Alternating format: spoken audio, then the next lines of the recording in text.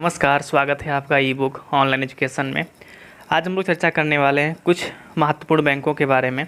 जैसा कि हमने पिछले लेक्चर में देखा था कि किस तरीके से भारत में बैंकों का विकास हुआ, भारत का सबसे पहला बैंक बैंक ऑफ हिंदुस्तान कब स्थापित किया गया, उसके बाद तीनों प्रेसिडेंसियों में किस तरीके से आपके बैंक स्थापित हुए और उन तीनों प्रेसिडेंसियों के बैंक को मिला करके 1921 में आपका इम्पीरियल बैंक बना दिया गया और उसके बाद उसी इम्पीरियल बैंक को राष्ट्रीयकृत करके 1955 में इसका नाम बदल के क्या कर दिया गया, आपका एसबीआई कर दिया गया। और वर्तमान में एसबीआई आपका सबसे बड़ा वाणिज्यिक बैंक यानी कॉमर्शियल बैंक है।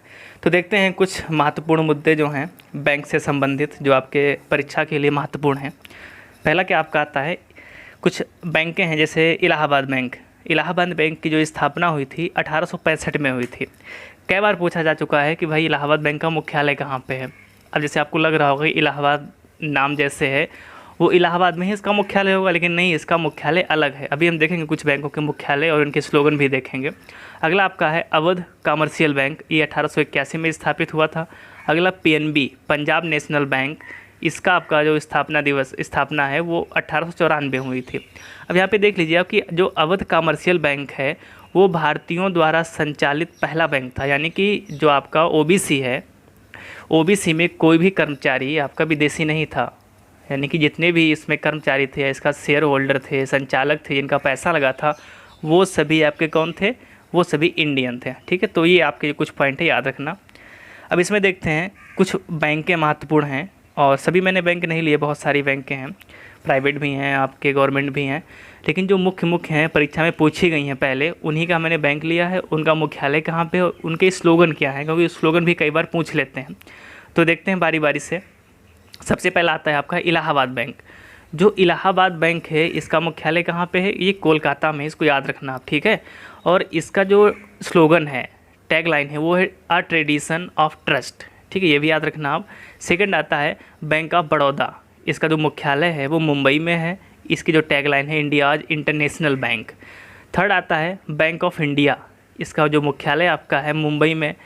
इसका जो टैगलाइन है रिलेशनशिप बियॉन्ड बैंकिंग। नेक्स्ट आपका आता है आईडीबीआई, आपका जो इसका हेडक्वार्टर है मुंबई में है।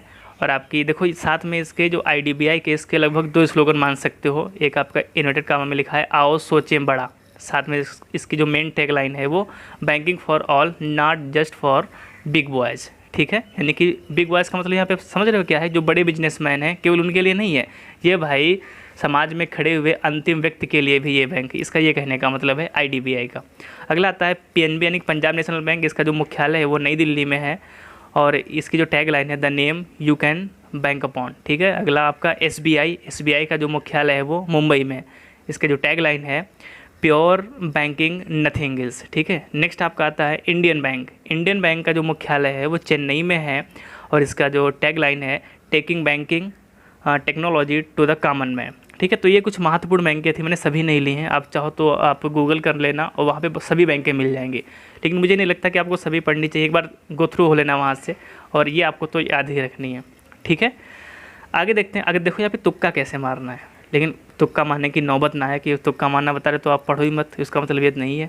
अगर आपको याद नहीं आ रहा है, लेकिन अभी ऐसा होना नहीं चाहिए याद नहीं आ रहा, आप अच्छे से पढ़ के जाना एग्जाम में। याद नहीं आ रहा है तो यहाँ पे देख रहे हो आप कि एक मिनट, यहाँ पे जो मोस्टली बैंक हैं उनके मुख्यालय कहाँ पे आपको दिख रहे हैं, वो मुख्यालय आपके मुंबई में दिख रहे हैं, ठीक है। चाहे हम एसबीआई की बात करें या आपकी आईडीबीआई की बात करें, तो कई सारी बैंकें हैं इनका मुख्यालय मुंबई में है। अगर देखो क्वेश्चन में अगर पूछेगा तो कोई ना कोई बड़ी बैंक का पहुंचता है, या तो वो बैंक जो चर्चा में रहती है।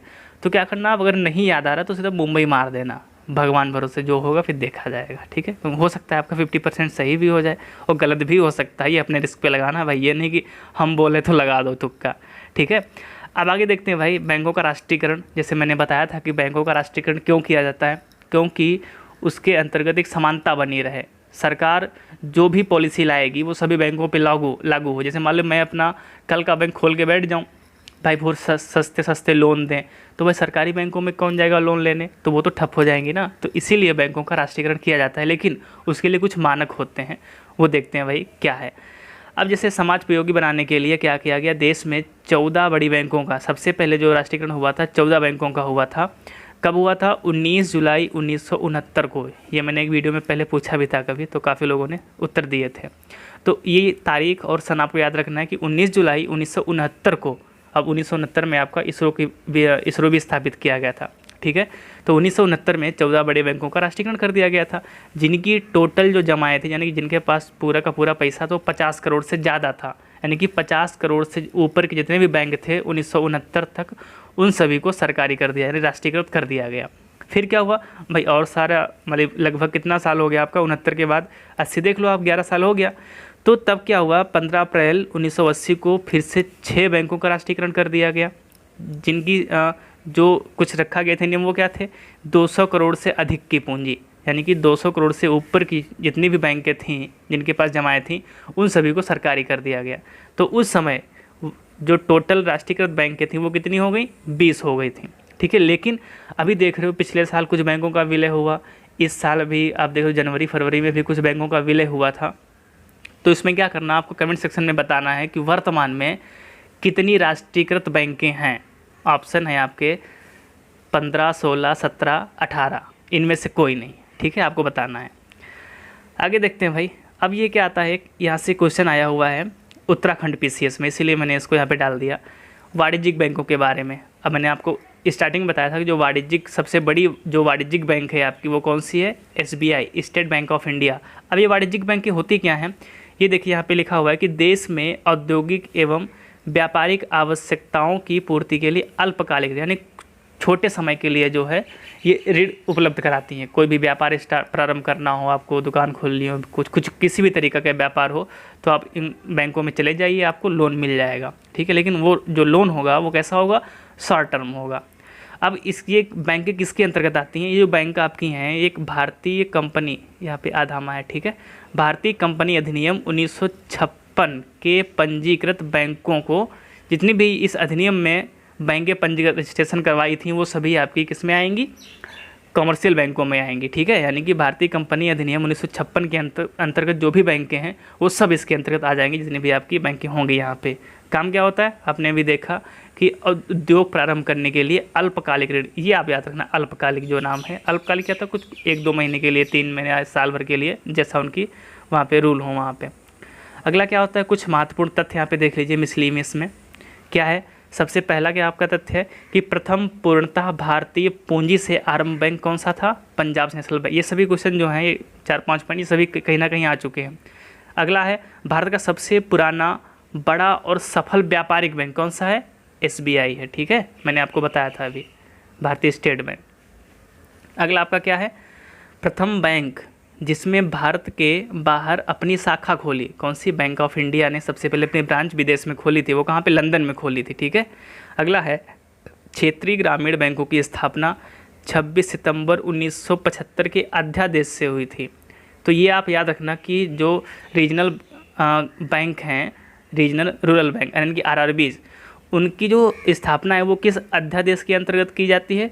26 सितंबर 1975 का अध्यादेश, ठीक है। अध्यादेश क्या होता है आपको हम चर्चा करेंगे, पॉलिटी का जब स्टार्ट होगा। तभी से क्या हुआ, इसी अध्यादेश के अंतर्गत 2 अक्टूबर 1975 को 5 बैंकें जो हैं क्षेत्रीय बैंकों की स्थापना कर दी गई।